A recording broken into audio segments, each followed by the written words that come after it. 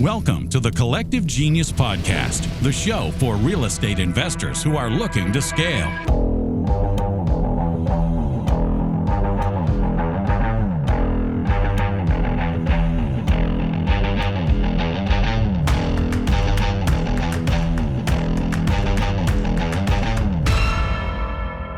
Welcome back into CG, the Collective Genius Podcast. So great to have you with us again. And I've got another great member for a genius conversation.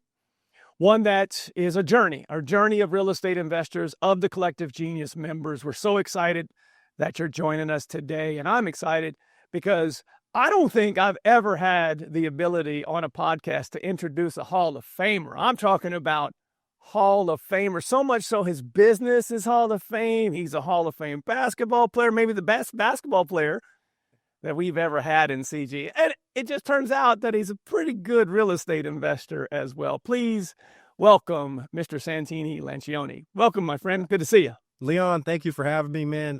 I would say at this point, I'm probably the third best player, maybe second in CG. Credentialed wise, there's no one that is a Hall of Famer other than you, my friend. That's true, man. I can't take that away from me. No, such an honor, man, to, we'll get into, your basketball playing days and how that, got you into entrepreneurship. We'll get into all of that. But I have found, and maybe you can shed some light out of the gates here before we tell everybody where you're at.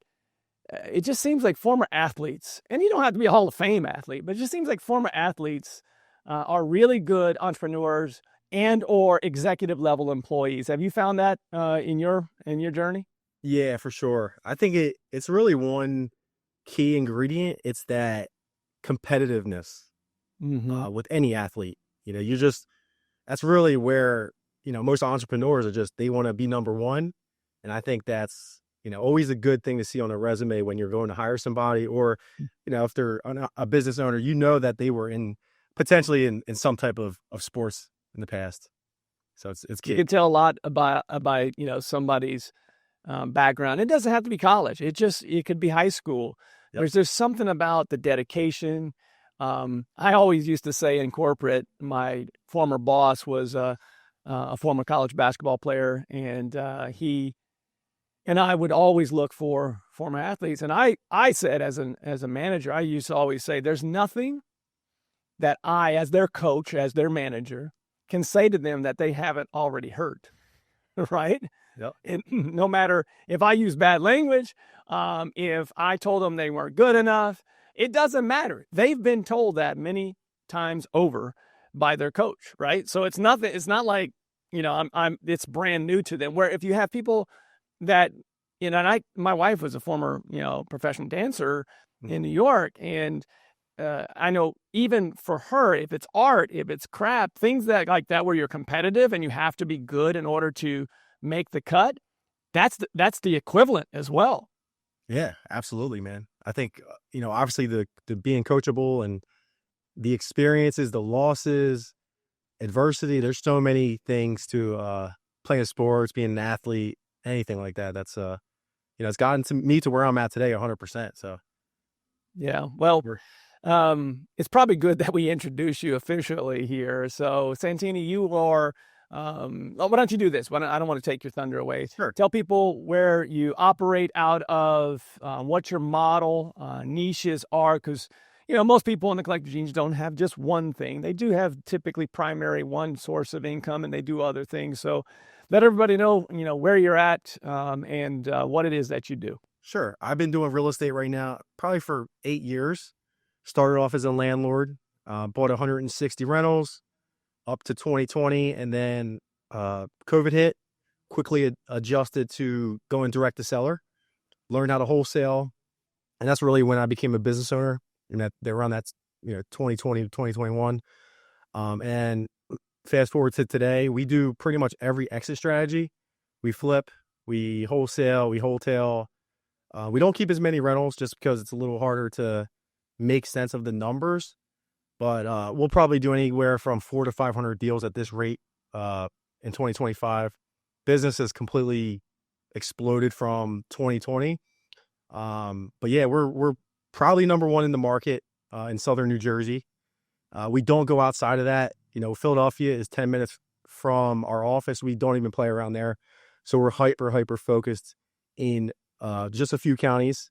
We want to, just dominate our backyard. It's important to us. It's almost like a core value at this point.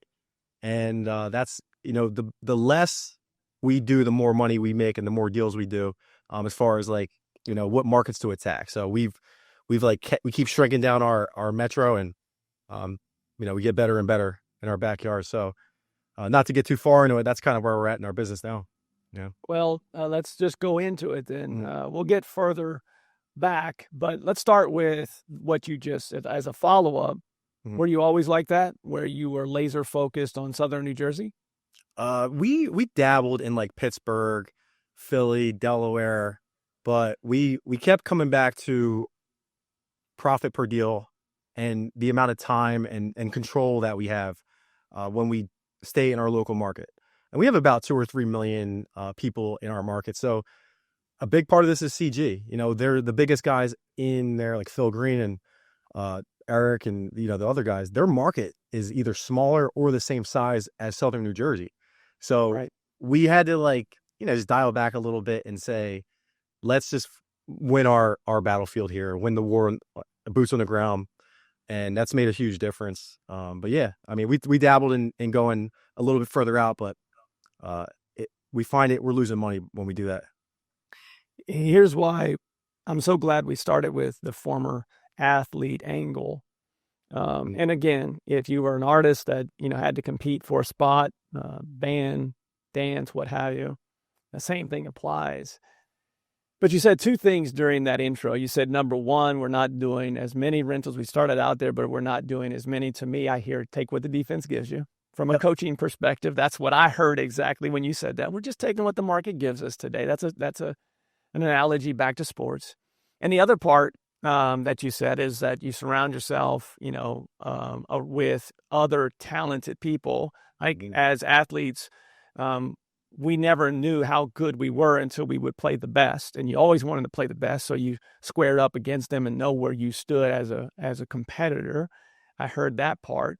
I also heard lessons learned, right? I tried Pittsburgh, and we just really understood that was not necessarily a loss for us, but it wasn't the best strategy for us to get better moving forward. So you laser focused on what it was that maybe was a weak point that you could make stronger, or just dive deeper into getting better at that one thing. I think about, my 7th graders right now that I coach, like most of them are lousy with their left hand. That's a very, because most of them are right-handed. I've got 2 that are left-handed that are really good with their left, but they're not so good with their right. You just laser focus on getting better at that one thing. And all of a sudden, you don't need to be going outside of your marketplace, or in this particular analogy with basketball, you don't need to be working on that half-court shot. You need to be working and laser focus on what it is that you're weakest at. So exactly. I heard a lot of sports analogies and things that you would have learned going through the college ranks of playing college basketball. I think that all too often people think, oh, my market's too small. But when you use that example of Eric, I can tell you the same thing happened to me 10 years ago when I first came into this group in the Collective Genius.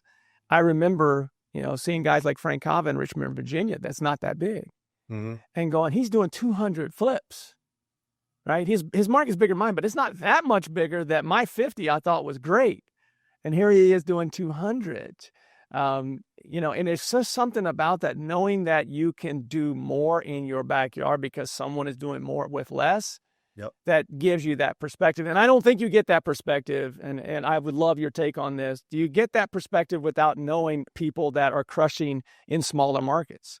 Not at all, man. I didn't know it was possible until we got into the group and we see the possibilities. We see the risk factors are going down because they're so local. The cost per marketing channel is lower because they have the brand awareness, the conversion's higher. So there's so many variables that you really can't even measure of why being so local really gives you an advantage. Now, Mm. I do think there are certain operators that are better doing nationwide if they're doing Sure. PPC and stuff. It really depends on a lot of your personality, your work ethic, the people, your team, right? If you have a small team and you just want to do one marketing channel, you're probably better off going nationwide. Um, just staying on the phones. But I found that this model for me, for scalability, for define talent, I feel like this model works best for me, based on my personality and my experiences. And you design a business that fits yourself best, right? I know others that do nationwide and do really, really well at it, and it fits their model and what they're trying to accomplish. You said something to begin that'll segue nicely into the beginning. So we've talked about where you're at today. We'll dive deeper into that. But I want to go back. You said we knew what was possible. I heard a great interview with you and our good friend Steve Trang when you went out to do his podcast in Phoenix. And your story is I remember listening to that podcast and going, man, I didn't realize Santini's story was so similar to mine. We knew each other, but I didn't know, the background. When you were that kid that, like me, was growing up, we ate. I mean, Yep. We weren't starving, but we were far from rich and far from middle class. Did you think anything like this was possible? That young Santini growing up in New Jersey, did you feel like this was possible? So because of basketball, and I knew the lifestyle that athletes have when they make it to the top, I didn't think it was out of the question if I could make it, if sports was my path. If you were going to say I was going to be a real estate investor doing that, no, it wouldn't even cross my mind. I didn't even know about real estate till probably after college. So it is surreal the way I grew up, and, not having a father figure, not, my mom working double shifts. My grandma's helping raise us. My older brother kind of raised me a little bit. So just kind of leaning on friends. I didn't think it was possible. A lot of my upbringing was moving around. I lived in Arizona for 3 years. Then I moved back to New Jersey, and, we hopped around Jersey for a little bit. So I never really had a home until probably like, 5th grade, where finally I had a little stability. So I think, I don't know how old I was, 11, 12 years old. There's a lot of trauma for a kid coming up, not having stability, although I didn't know what it was like to have nice You didn't things. know any different. I was loved. I didn't miss a meal probably. So, but in the back of your head, the stress is around money. It's around housing, literally. I remember when we moved to Arizona when I was like 4 years old, my mom owed so much money on this car. Like, it was about to get repoed. We just took it to Arizona. We didn't pay rent for 3 months. We just didn't have the resources for it. Sure. And I think she just left. And now looking back, I'm like, damn, my mom she really risked it all for us. Yeah. It's pretty crazy. I sometimes wonder, not just my mom and how she made it, and just in general. Like, I know a lot of parents, a lot of kids I grew up were very similar to me. My mother raised 4 boys by herself. I don't know even if I've told you that, but I heard your pod and I was like, man, we have so similar background. Yeah. But I look back at that and it made me want more. Like, I was the first person in my immediate family, and I only know of one other since that has graduated from college. Now, we have some people with nursing degrees and things of that nature, but no one that had actually graduated from college. Like that, for whatever reason, it was I think sports helped me with that. I just knew that my path to do what I wanted to do went through college, of what I wanted to accomplish, because I just knew what we were living through, moving multiple times. I don't think I was at the same kindergarten or grade school until about the 3rd, 4th grade, where we actually stayed in one place. And even then, in the 6th or 7th grade, we went somewhere else.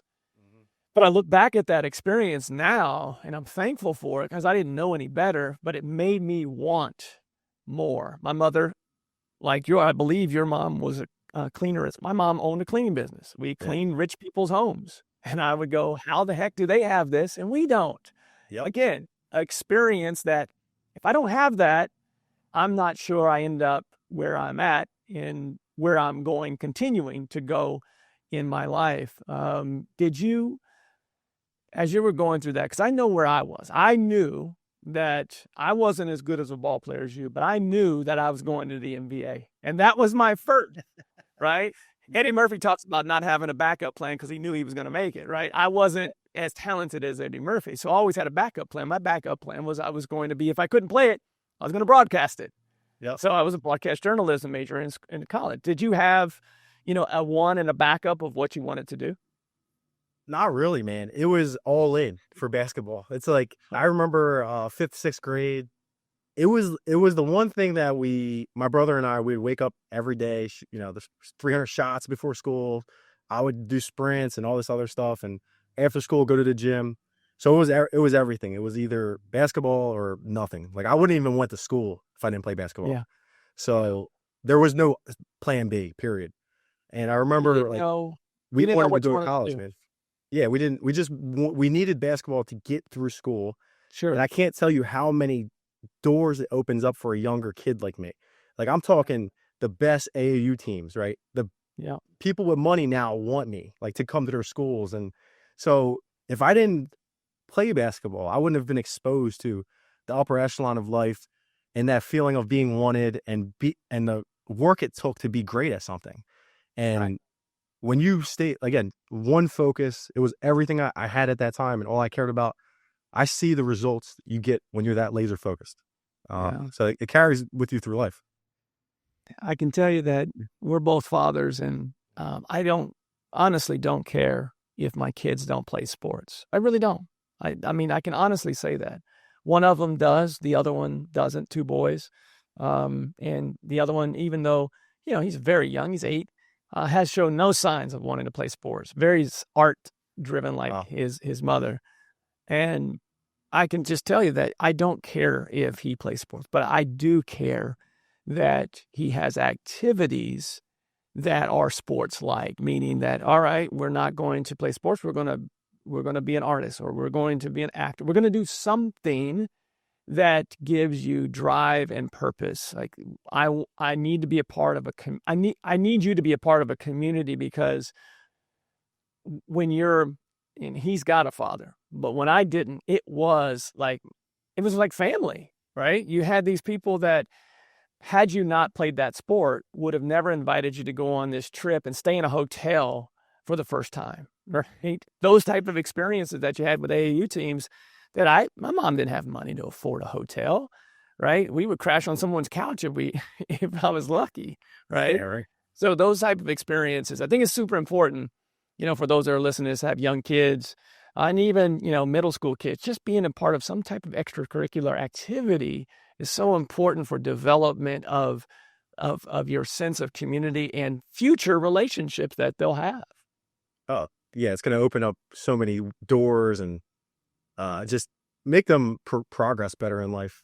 That social skills you need and work ethic. It's so important, man. What are you going to do if your kids don't want to play sports? You're probably like you. Their mom isn't going to be tough on them, so I'll probably push them a little bit, and we'll see. I don't want to make them hate me, because my brother pushed me so hard growing up. There was times where I hated basketball. I actually had a hate for basketball when I graduated college for years, and I didn't want to play again for a while. And I have like a love-hate relationship with it because of how damn hard I worked, how many hours I gave it, and it's a dirty business when you get to a certain level too. So I've seen the good, the bad, the ugly, and I lived it. So I don't want to push my kids too hard. If they want it and they commit, I'll push them, but they gotta want it, That's the right answer. Like my son, my oldest, he wants to get up at 5 a.m. to work out. That's not me saying, hey, let's go and work out at 5 a.m. He says, can we go to the gym in the morning? Can we get up shots? We're on spring break. We're in other states going to Wise and finding gyms because he wants it. And that's incredible. That's my dream right there, man. Like, I hope my kids want me to get up at 5 a.m. with them and shoot hoops. Like, that's like my I'd be the happiest person in the world. So that's give it time. He didn't have that type of want to. He didn't really hit it, like really get to that point until he was 3rd or 4th grade. And then it really started to go, I want to get better. Someone was better than him. He was like, I want to be better than that person.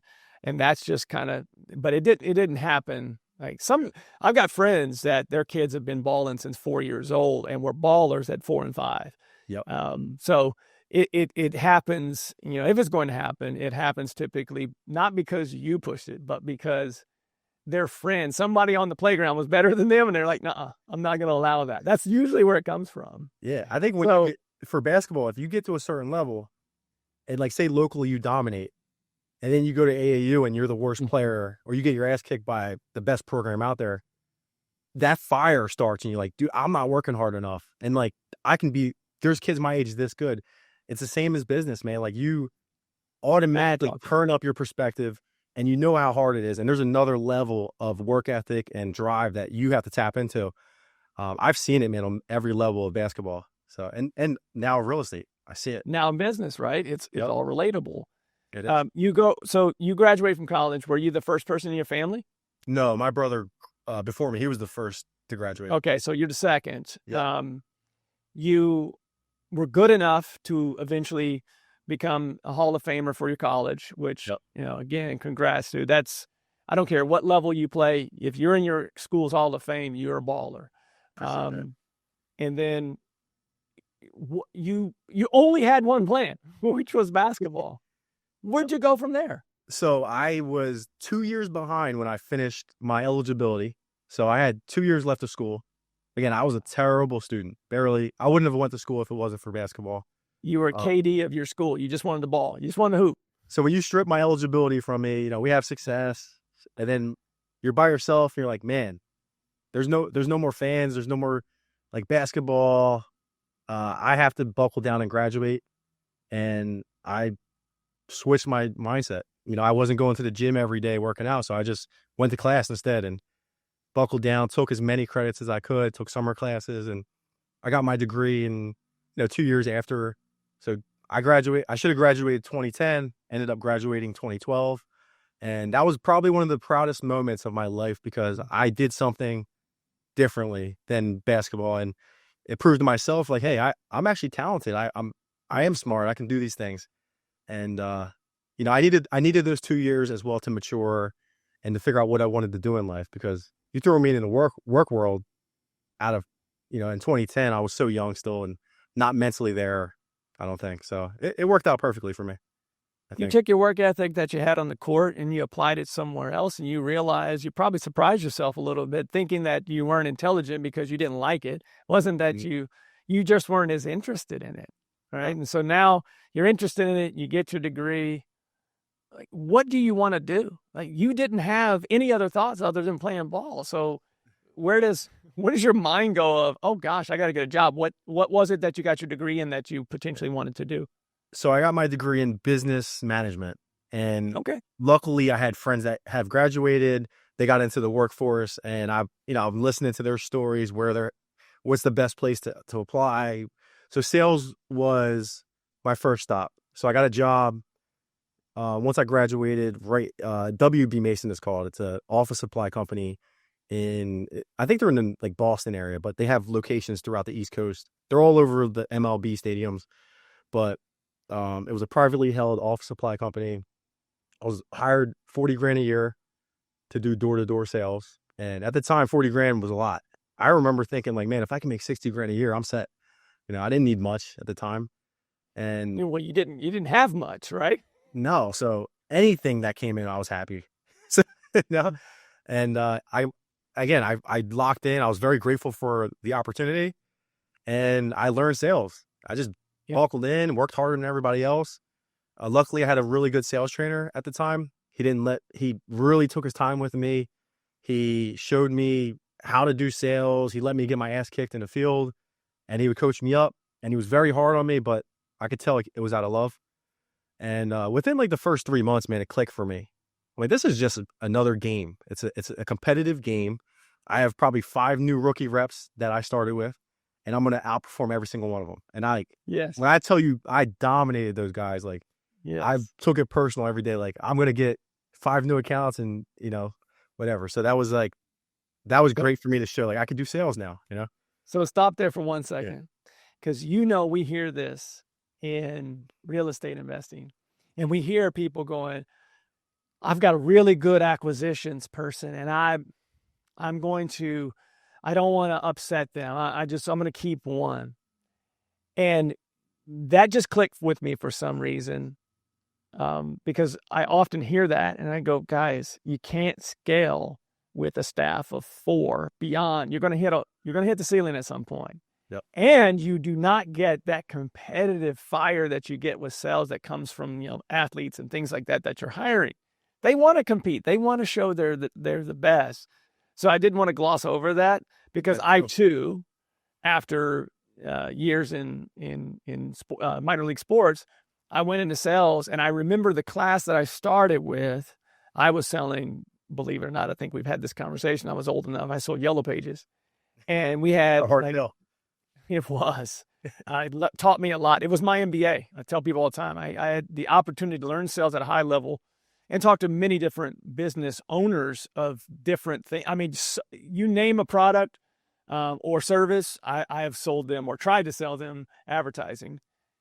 But I remember that class. We had 2 in my office in Kansas, and then we had like 10 in Kansas City and like 3 more in Oklahoma City, because it was a regional company.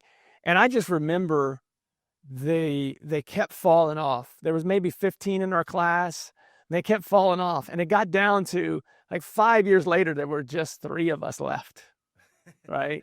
Yeah. But I wasn't going to be one of those people that fell off. I was going to be one of the people that compete. So I didn't want to gloss over that, because there's something about, especially sales, having a competitive. If you're listening to this and you're contemplating whether you should get a second or a third or a fourth acquisition person, something to consider if you're ready, if you feel like you're ready to scale. Yeah. So. Sure. You're having success right out of the gates. You've got a mentor that seems to be really like a coach to you, has taken interest, sees potential, and you wouldn't have been hard on you had he not seen potential in you. Yep. You start getting better. How long were you with that company? Did you stay in that same role? Yeah, I stayed with that company for 7 years. Okay. So it was the only job I ever had out of college. And every year, sales went up, growth. I learned a lot about business too, and how to manage people. Obviously, I have a lot of senior sales reps that are with me, and the importance of us leaning on each other, even though we didn't directly work on the same accounts, but we just had that, like, we could lean on each other. If I needed help, you would pick me up that day. But then also management, what motivated us, what didn't. Like, there were some managers we loved, and there were some that were just too micromanaging, and they didn't understand good leadership. So I learned a lot through that, and I was all in. Like, there was no other job that I wanted to apply for. I bled that company for 7 years, and I gave them everything I had. I got paid very well, probably around year 4, where I started making, $200,000-$300,000 a year. And when coming from where I do, that's life-changing money. Like, you're not rich, you're wealthy. Yeah, this is pre-inflation, so it's probably like $500,000 a year at that point, Right. So I got a nice apartment in Philadelphia, Center City. I had a brand new Audi. So I was doing great. I knew that if you're good at sales, you're always going to make money. So I wasn't scared to spend the money and do that. But I think I got to a certain point where after 3 years of making that much, the same amount every year, I'm like, man, I got money saved. Where can I put it? And I had someone that introduced me to real estate. Well, I also had a lot of friends that were in like the mortgage business, real estate agents. They had crypto, rentals. So just being around some wealthy friends, we all kind of gravitated towards real estate. And then that's when I started listening to podcasts. And eventually I took the leap of faith and bought my first rental. And from there, it was like a switch, man. Like, damn, I love this now.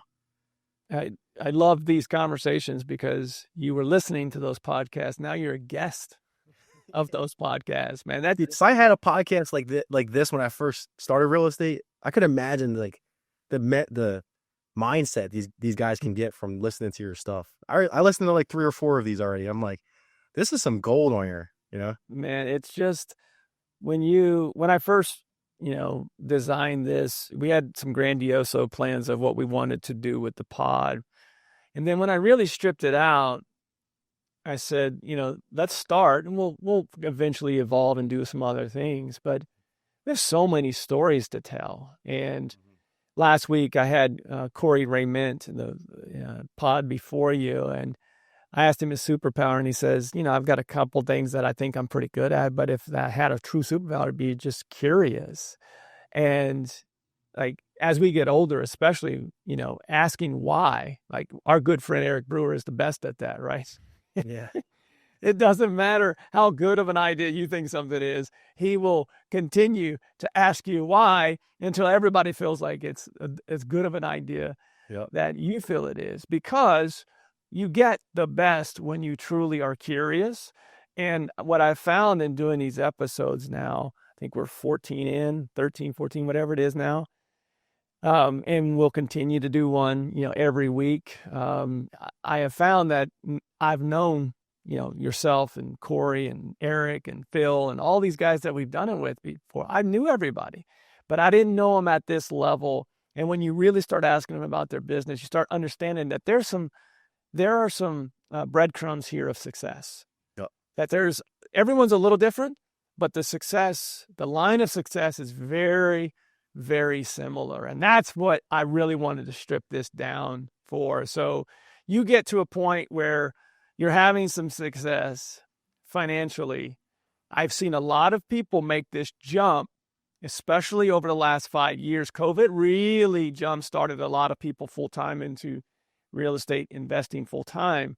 So you're making really, really good money. At some point, you're buying rentals, and then you say, I'm going to make the jump into full-time real estate. What year was that? And how many doors had you already accumulated by the time you went full-time? Yeah, so I went full-time in around 2018.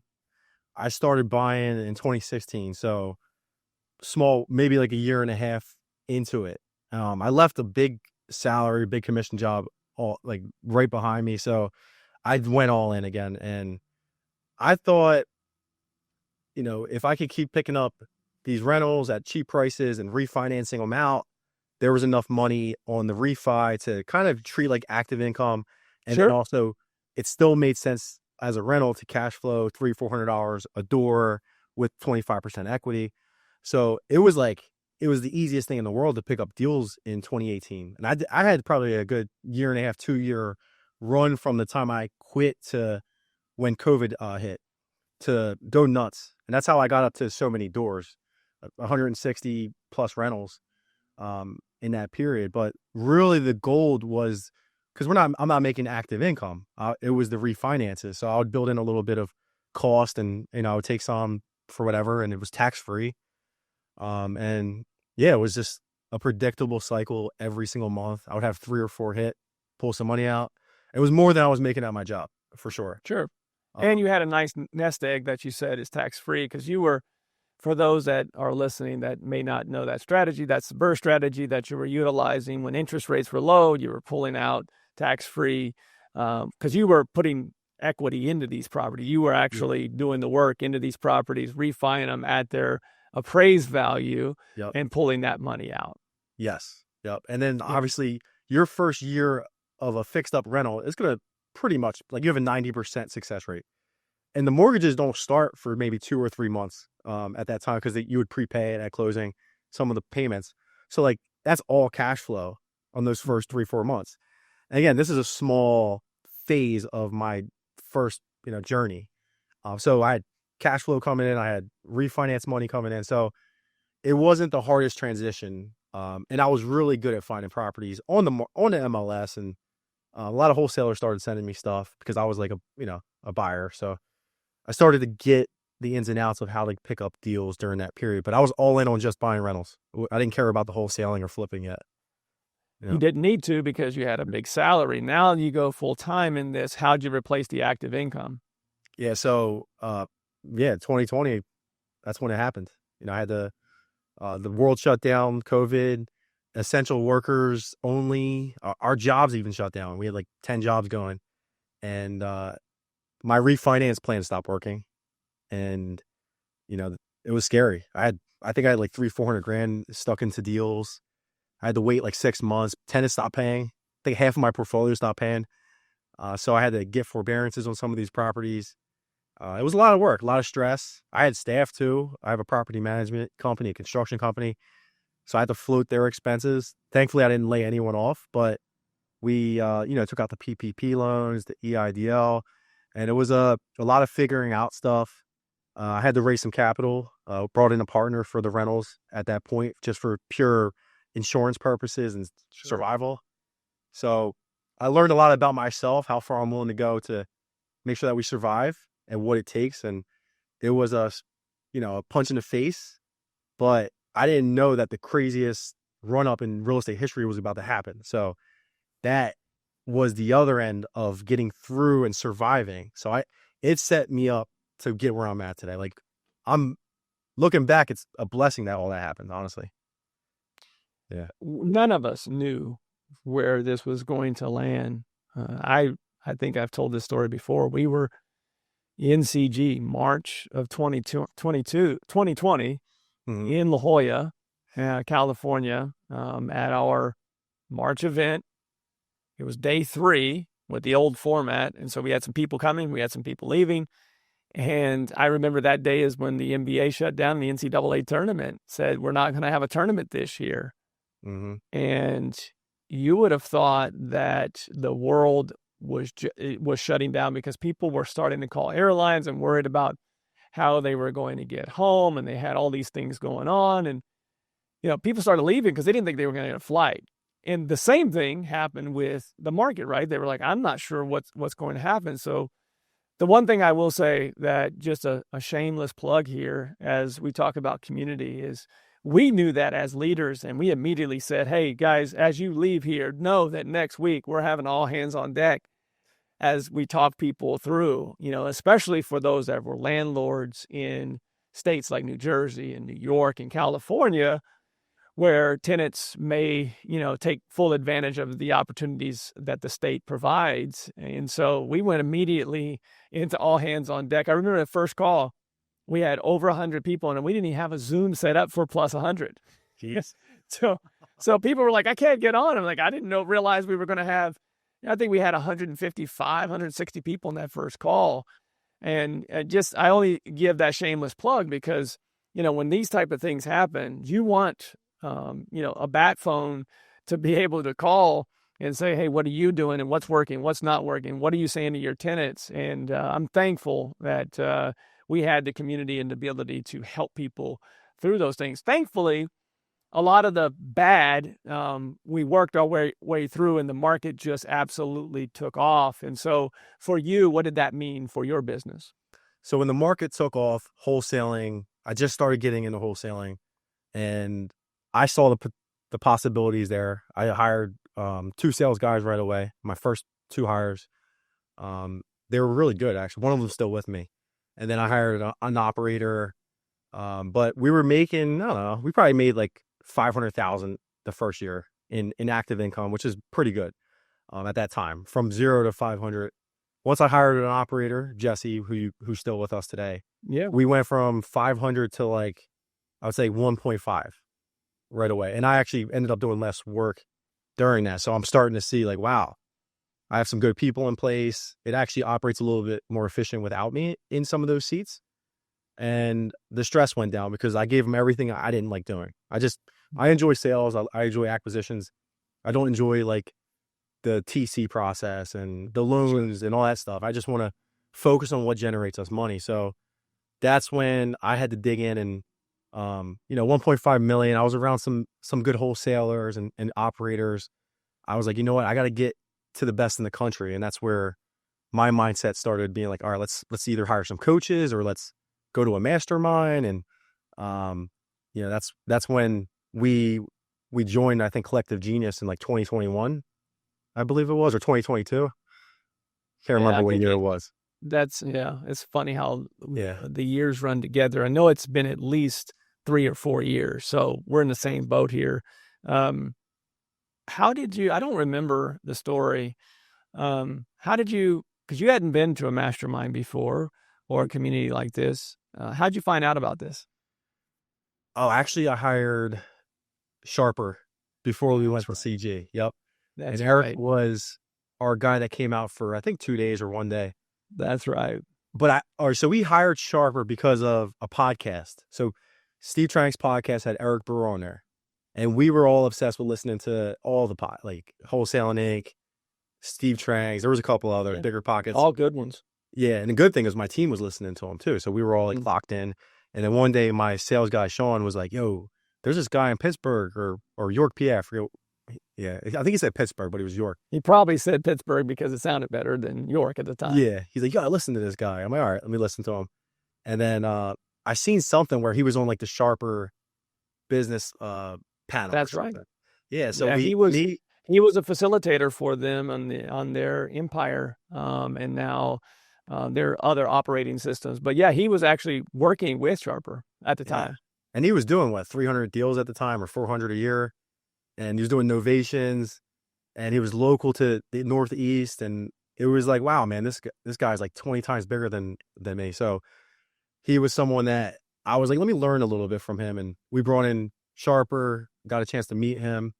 And he was like, join Collective Genius. This is the best mastermind. And someone like him, you like respect, you want to kind of figure out how he did what he did. You just got to join. If he said join something else, I would have joined it, That's right. And I think Eric and I have a good, we hit it off. We have a really good relationship. We're great friends. Yeah. I've been to golf trips with him and his friends, and it's just someone I connect with, I look up to. I've hired him for leadership, and going to CG. And I know this is a CG podcast. I'm not even trying to promote you guys here, but it literally changed our business overnight going to CG, because it opened up every door that we needed. We went in there with an intention of growing our wholesaling business or getting more deals, really. And that's what it did. It gave us every vendor that we needed, every provider, every CRM, whatever the heck you needed it was there. And we took a couple things. The first CG implemented, it changed our business literally within 90 days. Did a couple more, and then now we're a little bit more strategic because we built it out so fast. But yeah, man, it's been a blessing, CG. The cost of the membership is I feel like we owe you guys more now. It's insane. So I'll make sure Jason doesn't hear this. Yeah, don't tell him that. So I use the analogy of recently that, it's like a grocery store, a super center. Mm-hmm. You go in, you got all these things that you can grab off the shelf, but you don't need sauerkraut today because you're not doing brats or something like that. You don't need mustard, but it's there if you need it, right? Yep. You clearly found the things on the shelf that you needed when you first started. Was there anything, because this is something that I don't know if I've talked a lot about, but there are times where people come in and they're looking for mustard and they walk out of there with relish, ketchup, cheese, milk. You don't need all of that. You just came in the store for that one particular thing that could really change your business. Looking back at it, was there something that you tried to bite off more than you could chew because somebody else was having success with it? Yeah, I think there was two things. We weren't ready for PPC yet because we didn't have our branding built out. People don't realize that if you sign up for that, you got to have local brand recognition for it to convert, because they're going to go right to your Google reviews, your website, your Instagram page, your Facebook.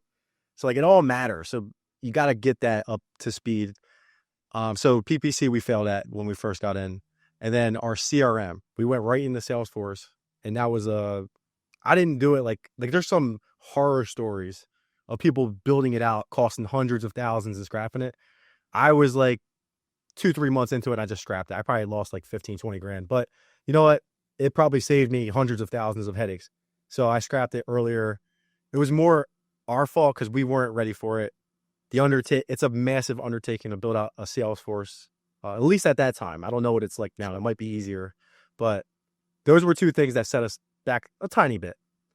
And then I think the third thing that may have set me back personally was this visionary idea of I got to step back and let my team run everything or hire more people because I get to go golf on Fridays.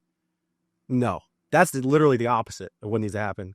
If I could tell anybody brand new who's at the brink of having a fully built out team, get the hell back in your business and perform. Find out what you're good at and stick to it and stay focused at that, because that's what if you want to talk about a superpower, man, mine's just focused. You could bring me it doesn't matter how big the opportunity is. If it has nothing to do with our company and getting deals and growing this business, I won't even entertain it. I'm so focused. So I'm very active in my business, and I love it, and it's important. But those are the things that I thought it would help our business, and it didn't. Like it backfired a little bit. Didn't kill us, but Yeah, I think it's important that people hear that, there are things that can be a detriment to entrepreneurs when they come into a room where people are doing things like, I've seen people go into other markets because someone else is having success. I've seen people take on construction when they've never had a construction background. It's super important that people understand what they're really good at and what they love. To your second point, they're a focus. It is so important. I hear this a lot, Santini, and it scares me for, the younger entrepreneur that's maybe 3 to 5 years in this business, and they're going, I got to get to a point where I'm out of the business. And like, it's your business. You're always going to be in the business at some level. If you invest the time to recruit, no different than the greatest college basketball coaches, right? You recruit great talent. And yes, as long as you build out great systems, the business should continue to grow and scale, and you have less, but you'll always need to be the leader and the visionary of that business. So if you don't like a certain piece of it, yes, you should definitely delegate that. But if you don't like the overall business as a whole, you might try something different, because you're never going to get out of the owner's box. You're always, at least, you may graduate to the owner's box, but it doesn't happen overnight. And even when you're in owner's box, you still have to hold the entire executive team, coaches, what have you. You still have to hold them accountable. And I think that's a misnomer about this business. Oh, I'll just get a bunch of rentals and I'll grow the business. I'll hire an integrator and I don't have to do anything. That's not, it's just, unfortunately, there may be somebody listening to this that's a unicorn, but I don't know many of them. Yeah, there's a fine line between doing too much in your business and you won't give up control, and then the other end of it where you give up too much control and you take your eye off important aspects of the company. So you got to know the balance. And this is why being an entrepreneur is so hard, because no one has the formula. It really depends on you as a person and how you build out your staff. It depends on your market, your budgets, your brand. So if you can understand that and see what's working and measure these things, and it's only relative to you, though. You got to realize you can't compare yourself to me or Eric Brewer or whoever else, so it's that's really it.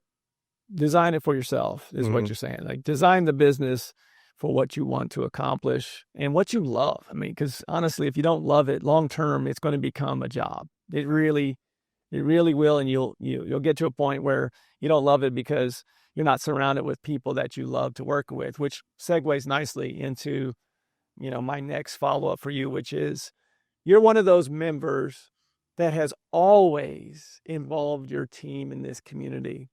I've had a couple of conversations on the pod with people that, again, success leaves breadcrumbs. You hire good people, and you make sure they're also surrounded with good people and good ideas, and they may pick up something different than you. What's your success? Where's your success come from with hiring the Jessies of the world and the people that you've had on your team? Where's that come from? I think at first it's going to be you leading by example, showing your intensity, how much you care, your consistency. People will follow that. And then getting results, obviously, is when the belief system kicks in and people follow you, right? So that's for your entrepreneur that is just kind of growing their team. You got to lead by example. So depending on how good you are and how good of a leader you are, it's going to attract up to that level. I think the second part, as you get your team built out and you're just trying to get higher quality talent, there's a mixture, right? It's money. You got to pay people well, and you might have to guarantee them money. So in my situation, it's a little bit of a luxury that I can throw money at people that I know will buy into our culture. They're committed, and it's just a money thing. And based on our leads and our commissions set up, we know we can afford that. So I've gotten to that point of, I want high quality talent only. I'm going to pay for it, but they also need to have the temperament and be able to be led the right way. So, and also we're using predictive index and all the other stuff that CG does. But yeah, it seems for me, it's the easy part of the business is finding talent and hiring people. For some reason, if I need another salesperson, I probably can get a good one here in like 30 days. I feel like at least, and train them up. Because I'm so well networked in our local market, you know. So how do you accomplish that? Because I know people listening to this, the biggest challenge, even for successful CG members, is finding, onboarding, and retaining top talent. Yeah, that seems to be another superpower of yours. But I know that you've built a great network in your home market, and that brings you talent. Sounds very similar to what Eric has done. Is that something that you mirrored after his model, or you saw it somewhere else? not necessarily. I think we wanted to, like, we started doing these networking events.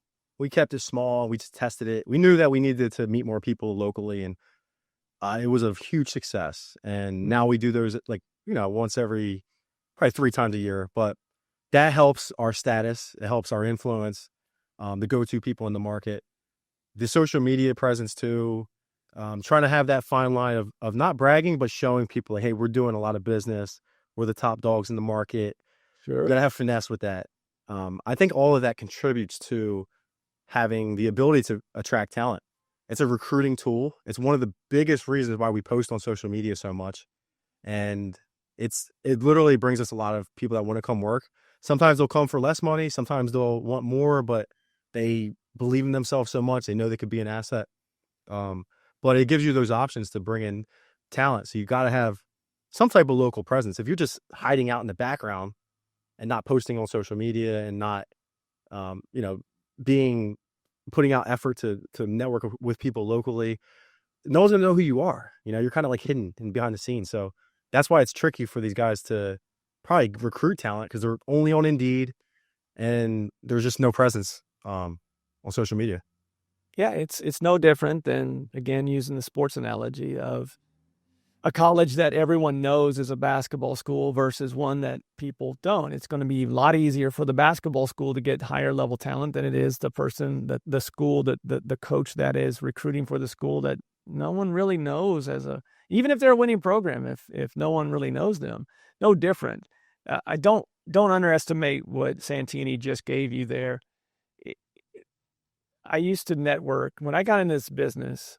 As I was Jesse. I was the COO running day-to-day operations of a flipping organization. And I went to networking events every single week for 5 years as an executive in the business. Every week for 5 years. Did not miss a meeting. And if I did, because I had CG or had something to go to, we as an organization didn't miss an opportunity. I can't tell you how many great relationships we made, whether that's for contractors to help us with, the rentals, help us with the flips, or people that needed to sell a home. Their grandmother had passed away and they didn't know anybody else, but they knew us and they knew exactly what we did.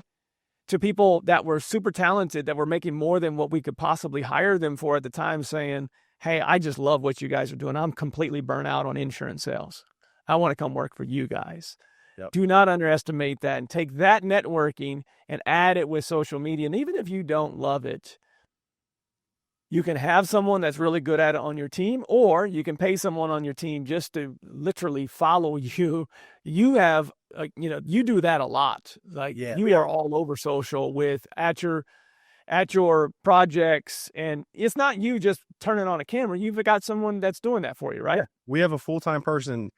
We tried so many different methods of social media. The only way that works for me is having someone literally in here. He sits next to me in this, another office, but he's next to me every day from 9 to 4, content ideas, filming. And we got to put out videos that are fairly of value and share. And there's a purpose. Our real purpose is recruiting and trying to find deals. Like if you have a deal, send it. Basically, let's collaborate. Let's partner on it. So that's our best marketing channel by far is social media of getting local deals and working with wholesalers, referrals, agents. It's a no-brainer, you know. So it's a Build good a investment. brand. Yeah, I'm Building a looking to brand. hire another social media person. So it's I big. mean, when we were kids, to get on television was super hard, right? But to get on today's television, social, is very easy. You just got to do it. You don't have to have a bunch of equipment. You just got to do it. And Yeah. it's part of building a brand now. And if you don't love doing it, there's a model there that you can follow. They either have somebody on your team that does it really well, Mhm. but the best person is the leader that truly has a vision for the company, which leads me to my final question about the business.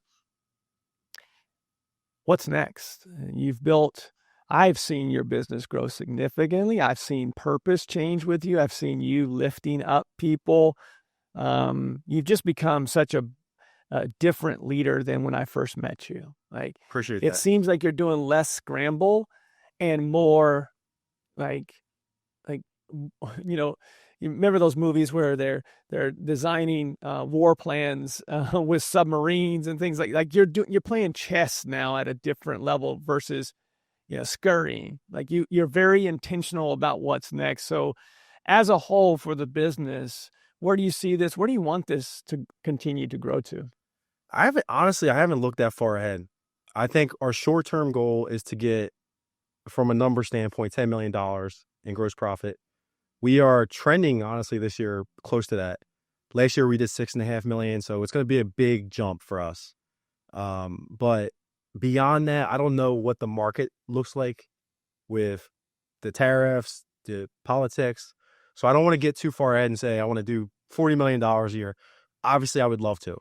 I don't know if our market could even handle that type of volume, but I know as long as we're growing, we're fulfilled, I'm happy, and we have the right people and we're operating the right way, because wholesaling is a very, very great area in business. And I like to take pride in doing it the right way. It's the newbies or the guys that don't have core values that just don't wholesale or don't do business the right way. So that's important, that we're very transparent with people and that we're evolving as, our character. And I actually want to buy more too. Like, we've been buying a lot at this point, but if we can develop more or get more capitalized and just buy everything and eliminate the whole wholesaling thing, that would be great, because it just limits our exposure, our risk. And it's more challenging when you're trying to wholesale. But I'm really like 12 months vision right now, just trying to stay focused and get to 10 million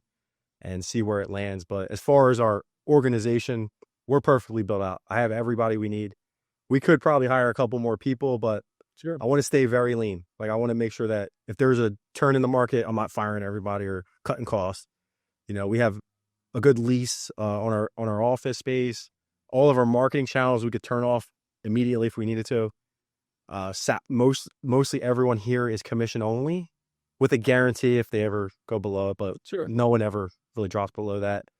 It's very predictable, and the leadership team's good too. We have about, like 3 or 4 amazing leaders outside of myself that, honestly, I feel like I could leave the business for a little bit and it would still run, but my paranoia wouldn't let me. But it's I feel very blessed, man. I can't believe that we have such a great team like this and we're able to operate like this in such a small market. It's unbelievable.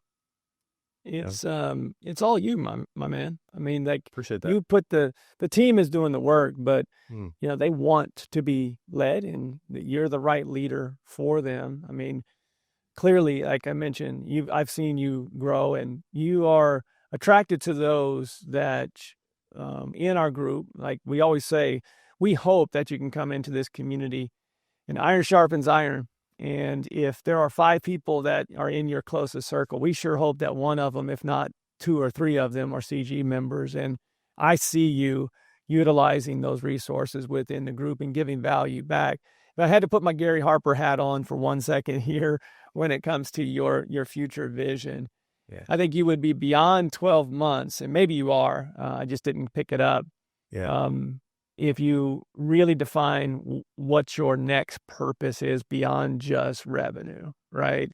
Yeah. Like, purpose of community or purpose of legacy, I think you get to a point where whatever, because you had said it earlier, I was going to ask you this later in the pod, but you already answered. Your superpower is focus. If you have a very purposeful business with as focused as you are, you're going to do a lot more than 10 million and give a lot more back to your community than just that 12-month goal. And no doubt in my mind. Absolutely, man. I think my big goal outside of real estate would be to have like a little sports complex, man, like to run AAU and have my kids grow up and play in that. And just like, that's really my goal, is to get back into basketball, and I want to coach them, or maybe not coach, but just be involved. And that's really my purpose, man. I hope it works out that way. So you can be the program director, my friend. You're bigger than a coach. Yeah. Like I can see that totally for you. One of the reasons I've been coaching youth basketball for the last 15 years, I'm not going to sit up here and tell you I'm the best coach in the world, because I'm not. And I don't get enough time to perfect that. And I would love to continue to get better at coaching. But the whole reason I do it is because it's my ministry. Like I can help, more kids through basketball than I can anything else. Oh, yeah. And with the right resources and having a facility like that, I think that's the only thing that I'm missing is, especially here in Tampa, land's not cheap, isn't in New Jersey either. No. To have a facility like that where you could really make a difference. We both grew up without fathers, and there are a lot of, kids that are without parents in the home, and that, that's, I know, something near and dear to you, that, you can develop a purpose around that and really drive your business to the next level. Your community will be much better because of you. There's no doubt in my mind. I appreciate that. I think too, like when I was 14, 15 years old, like I had families take me in because my mom got sick, and it's like, I see these kids out there that don't have the same like luck or opportunity as I did, because I was just good at a game of basketball. Like if we can develop them and share my story with them, like, hey, this at very least, it will open up doors for you. So let's work hard today. Let's, it's going to carry in your character for the rest of your life. It's important that these kids stay off the streets and use a tool like basketball to get to college. Like it doesn't have to be the NBA, but it could be your exit out of your situation. You don't know what kind of people you're going to meet. And I think, like you said, for yourself, like if I could get either a program or a complex and just have some organization, I think what I've developed in business and my past experience, I could make a huge impact to the community through myself and others, that could help. Yeah. Now you just need a number for that nonprofit organization. What is the number to accomplish that goal? And now you have your purpose, at least the baseline of starting that in the foundation of it. And I would encourage you to start that process, because where your trajectory is going, if you continue laser focusing, no matter what the market does, you're going to find a way. You're going to take what the defense gives you, as we talked about at the beginning of this pod. Just continue to be focused, and no matter what the market does, you're going to adjust, because you have all the the formula of success. You have very focused leader that is focused on leading. You also have someone that is building a team the right way, the foundation, and understanding predictive index and hiring the people the right way. You're going to adjust and you're going to continue to grow. There's no doubt in my mind. So I would start that foundation, that nonprofit thought process now. And if you need help with the program, I've been associated with 2 others. So I didn't start them, but I know people on that side as well. And I like to be known as a connection person, so I can help you with that when you're ready. All right. Maybe the next 5 years. That's my goal. We get that started. I think that would be a good one. All right. So we know all these things now that you've shared with us today. You've answered, your superpower. Is there something that you've never shared before that that no one knows about you that you'd like to share here today? That's just a last second thing here that no one else has heard. I'm pretty much an open book. I think, though, entrepreneurs out there, when you have a family, and you have a very, you have a successful business, or even if you're struggling, it takes up a lot of time and you're trying to balance those two things. But again, we're going back to focus. There's really two things that matter to me. It's the survival of our business and my children. Like, those are the two things that I make sure that I give it as much time as I can. Sometimes business gets more than my children, or vice versa. But for me, that's all that, like, those are my two purposes right there. Just making sure that my family, my wife, everybody is, it's a duty. I come here and work, and it's for our family, but not having a father figure growing up, I want to make sure that changes for my kids. But that's what drives me, and I was talking to Phil Vaughn, one of my competitors here locally. He's like, "You're like Michael Jordan, man, how competitive you are." And you got to be competitive, and you got to take pride, and it might come off as cocky, but I believe in a lot of the stuff that I preach, and I know it's going to, I want to be the top dog in our market, period. I believe. And I'll tell them that I'm going to be the biggest here in our market. So it's, why not strive for that? We put so much damn time and energy and effort. Why would you want to settle for second? That is a question that not many people that join me on this pod would answer with ever wanting to be second. Not to say that they are going to stomp on somebody else. It's just they want to be the best and continue to grow and become better, not just monetarily. All right, so I would be doing everyone a disservice with your basketball knowledge. You led me right into this question. I know the answer, what you're going to give me, but this is something that I don't think anybody would know about you. So in the debate, Jordan or Kobe? Jordan or Kobe? I'm going to throw a curveball. Or LeBron. Put all three of them in there. I'm taking LeBron all day. Tell Eric Brewer that too. That's why I asked the question right there. Why? Just give me and I'm not going to argue, just why? Because he's got 3 careers of Michael Jordan, basically. You could break out 3 different phases of LeBron and say he potentially is the greatest player of all time in 3 different phases of his career. Obviously the championships, whatever, but he's gotten to the championship so damn much, it's almost he's penalized for getting there and losing. So he came in a very tough era with the Golden State Warriors, and I love the fact that he facilitates. He isn't scared of the moment. He failed. He wins. He's calculated, man. It's like, how can you not love the guy? I know the political stuff is tough to deal with, but it's just I won't argue that, the Jordan, Kobe, LeBron thing. But I will say this. If Michael would have played in the social media era, we would have been saying the same thing. We would have been put off by his pettiness the same way. Because LeBron, I often say to myself, kings don't answer to peasants. Why would you ever respond to people that do not affect anything about your life? But that's the competitive nature. You think Jordan would have not gotten things out there from a social standpoint if he would have grown up in this? He absolutely would have, and we probably would have felt a little bit different, because we would have said, why is that guy that's so talented, so good, so high above everybody else, and yet he's stooping down this low on these topics? He would have, and that's LeBron's downside, downfall. Yes, his timing. Yeah, there's a time he grew up in. That's absolutely the eye test. You're gonna say LeBron physically is just ridiculous. Like, no one in the world is that good. 6'9", could dribble the ball like a point guard. Vision, and he's the best. And for this long, that's the longevity piece of it. No one's ever played at 40 the way that he's played, and that can't be argued. Oh no, not at all.